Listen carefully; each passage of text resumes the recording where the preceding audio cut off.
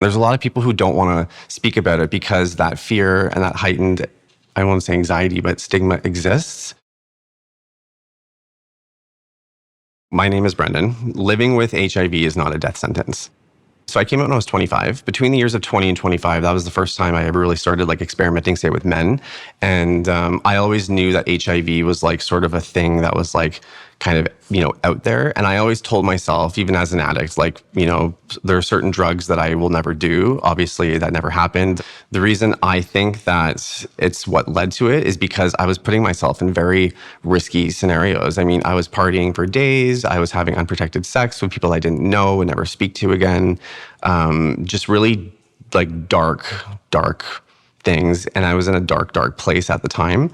I can't really remember how much time had passed before I started telling others about it, but I knew at the time that before I start either telling people about it or, talking about it or anything, I had to be okay with it.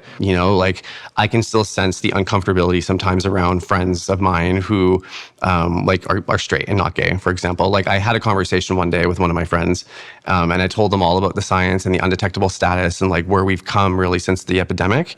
And it kind of just went in one ear and out the other. I mean, I can still sort of sense you're tainted. I would like to think that it will go away permanently one day. I think it's going to be a fight for a long time, but it's going to be a worthy fight. That's why I want to try and do what I can do to just kind of help end that, if I could. I think places like Casey House, like PWA, like ACT, all these places do help. They all have different ways of doing that, which is why I've wanted to not just collaborate with them, but really be there with them, because it just presents a really safe space. And it's always just been really intriguing to me, giving back to the community in some sense. And given it's something I've personally gone through, I just feel like there's that much more of a personal connection to it. It's something that I wake up to every day and I say, how can I try and make a difference today? As long as I can help even just one person feel that, hey, I'm not alone in this. There are others, quote unquote, out there, such as myself. I want to be able to help in that way.